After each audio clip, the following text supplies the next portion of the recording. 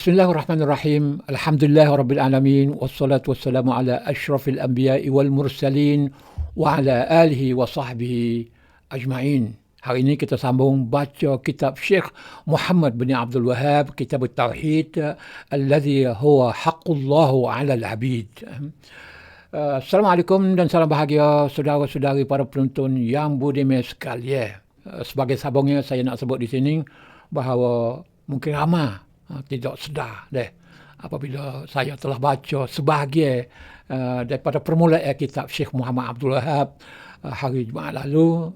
Selepas sebut Bismillahirrahmanirrahim, lepas tu Alhamdulillah wa sallallahu ala Muhammad wa ala alihi wasallam, habis kat tu buat sebut ayat Quran selalu dah.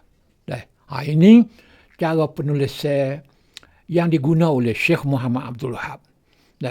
Manhaj cara dia tidak serupa dengan ulama-ulama lain zaman dulu dan juga ulama zaman sekarang. Kalau kira sungguh-sungguh orang tak tulis buku macam ni. Sebab apa? Setelah bismillah, hamdalah, selawat dan salam pasti sebutlah apa yang kita nak tulis. Royak cerita dulu, bukan masuk ayat Quran tak. Mukadimah pun tak ada. Tapi mula-mula tulis pasal tu dah. Ambil ayat Quran sebut berkenaan dengan tauhid, buat 3-4 ayat. Payah tak ada hurai apa. Mana bab 1, bab 2, bab 3 tu pun tak ada. Dia tak ada tulis bab dah. Dia tulis seperti catat gitu ya. Cara gitu ada kakak. Dalam kitab tauhid ni. Tapi dalam kitab lain beza sikit. Seperti kitab Kashfus Syubhat. Kashfus Syubhat ni ya ada molek sikit sebab dia menjawab pertanyaan atau soalan atau orang yang kata kepada dia. Jadi supaya kata tulis surat lah. Jawab gini. Hak mu kata tak betul. Hak aku betul. Ayat Quran kata gini. Hadis kata gini. Ya ada hujah. Jadi molek sikit. Tapi dalam kitab tauhid ni tidak jadi gitu. Sebab tu apabila timbul masalah nama, panggilan, gelar Wahabi yang dipandai buruk oleh masyarakat seluruh dunia, dia menyebabkan kalau kita tengok dalam konteks Malaysia, dalam Bollywood Malaysia, mereka ikut Saudi jugalah panggil Salafi. Dan apabila panggil Salafi, dia mahu buat hujah. Orang yang berhujah begitu tu adalah Mufti Perlis sendiri, Dr. Muhammad Asri Zainal Abidin. Dia sebut bahawa dia mau bukan Wahabi. Dia mau Salafi. Kitab Syekh Muhammad Abdul Wahhab pun tak baca, dia mau tak rujuk. Tapi dia mau rujuk kepada kitab Ibn Taymiyah. Gitu dia kakak. Penulisan Syekh Muhammad Abdul Wahhab dengan Ibn Taymiyah jauh faklinggo.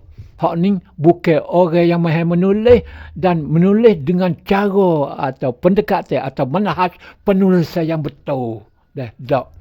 Ya gitu tulis gitu ya. Supaya dengan batu bersurat ya. Batu surat itu tulis gitu ya. Tahun gini, tahun gitu gini. Hak 5,000 tahun Syekh Muhammad Abdul Wahhab pun tidak berbeza gitu ya. Tulis gitu, ikut tulis catat gitu ya. Dan ini bukan nak menghina, tapi nak royak cara dia dan menyebab orang Salafi sendiri pun, saya tak dengar, kita tak puji lagi. Tapi ini nak royak dalam konteks Salafi Malaysia. Dia kata, tak lagi, kita yang ni tak boleh kira darah. Dia kata, tak boleh nak banding dengan Ibn Taymiyah, tak boleh. Tu. Dan siapa yang baca kitab Tauhid ni, baca kitab Kashfus Syubhat dan lain-lain kitab Syekh Muhammad bin Abdul Wahhab akan rasa dan akan nampak perkara tu sekiranya dia memfaham bahasa Arab, dapat menguasai bahasa Arab dengan betul serta suka membaca buku, suka membaca kitab, akan nampak dengan jelas kelemahan itu. Jangan dia tengok ulama-ulama Saudi ataupun ulama-ulama Arab lain nak duit Saudi yang puji belaka lah. Tapi kita kena baca sendiri, tengok nilai sendiri lagu mana. Pendekatan yang digunakan oleh Syekh Muhammad Abdul Wahhab ni adalah pendekatan yang dipanggil tahsilul hasil, menghasilkan apa hak dah. Ambil kau tu sikit, ambil kau ni boh. Tak ada beri penjelasan kecuali sikit ya. Penjelasan tu pula bukanlah dianggap sebagai pembaharuan membawa kepada orang tu nak buka otak. Tak. Buat apa ada. Tak boleh kan? Boleh ada kakak. Tapi tak boleh nak panggil orang buat gitu sebagai mujaddid, sebagai pembaharu. Tak boleh. Kita boleh nak panggil dia sebagai muslih. Orang yang membaiki benda rusak. Tapi masalahnya, seperti saya dah sebut, dah banyak kali dah, Syekh Muhammad Abdul Wahab ni bukan orang yang nak baiki. Tapi dia jadi sebagai tikuh. Tikuh baiki labu, habis punah habis. Sebab apa? Hak dia buat tu dengan cara tidak betul, cara yang salah, jadi kafir orang Islam habis. Mula dengan bid'ah. Lepas tu kata syirik. Lepas tu kafir. Lepas kafir tu halal darah. Halal darah tu boleh bunuh. Gitu hak dia buat. Fak Salafi tempat kita dia turut pasal tu juga. Walaupun tidak sampai mengkafirkan orang Islam, tapi menghukum dengan pendekatan yang sama. Sekurang-kurangnya perkara sunat, nak suruh masyarakat buat secara paksa atas asas nak menghidupkan sunnah Nabi. Lepas tu benda khilafiyah pun gitu juga paksa suruh ikut. Kena raya, kena puasa ikut Saudi. Padahal benda ni khilafiyah. Tapi khilafiyah lah macam mana pun, hak khilafiyah, hak Imam Syafi'i pegang ni adalah lebih kuat lagi. Sebab ada hadis Quraib, Abdullah bin Abbas, lebih kuat daripada khilafiyah yang dipegang oleh Fak Salafi tempat kita. Ini jadi masalah.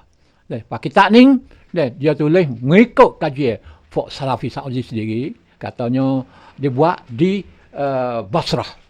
Dan Basrah ni adalah merupakan sebuah negeri, sebuah kota yang maju. Dekat nak serupa dengan Baghdad. Tapi waktu tu, Syekh Muhammad Abdul Wahab hidup ngaji situ tu, di situ ada banyak amalan karuk-maruk tersebar. Sebab masa kejatuhan umat Islam dah pada waktu tu. Dia respon, dia menjawab kepada suasana situ lah. Kebetulannya sama dengan pak dia di Najat sana. Najat pun penuh dengan khurafat dan karuk-maruk. Tak salah dia waktu molek di situ. Tapi yang tak moleknya adalah memukul borang rata habis. Hukum ke masyarakat pada zaman beliau di Najat itu sebagai kafir. Termasuk para ulama. Jadi gitu. Itu disebut oleh Syekh Muhammad Abdul Wahab sendiri dalam kitab-kitab beliau, termasuklah kitab Kashfus Syubhat. Nanti kita akan baca kitab tu ni. Gitu adik-akak. Berbeza penduduk Basrah walaupun terlibat dalam karuk-maruk, banyak khurafat, banyak khuza'abalat, banyak seperti dengan di Najat, tapi perangai orang Iraq yang maju. Kerana merupakan kawasan kota maju. Di Najat ni dia tak maju, orang mundur, dia orang keras kepala, terlibat dalam benda-benda karut, lebih teruk daripada sana lah. Sebab tu apabila berlakunya usaha untuk nak bersih oleh Syekh Muhammad Abdul Wahab, boleh jadi belaga terus dah, bunuh dah. Kalau pembaharuan yang dia buat di Basrah tak. Di Basrah ni ada fuk tasawuf. Ya lembut. Ya kau berubah sikit. Hak sini tak berubah dengan pedih. Adik kakak kan. Kebetulan ada orang menyertai dia pula. Jadilah peperangan. Begitulah yang saya boleh cerita sedikit sebanyak latar belakang penulisan kitab Tauhid oleh Syekh Muhammad Abdul Wahab. Ada benda molek, tapi benda buruk tu lebih banyak lagi. Benda hak tak molek tu lebih banyak lagi, yang menyebabkan terhasilnya kitab Pesening yang saya akan sambung baca dalam episod keempat, kelima, kena, sapa, tamak, kitab dia ni. Dan kita akan sambung pula dengan Kashfus Syubhat dan kitab-kitab lain pada masa akan datang. Terima kasih kerana menonton dan kita berjumpa lagi dalam bahagian akan datang. Wassalamualaikum warahmatullahi taala wabarakatuh.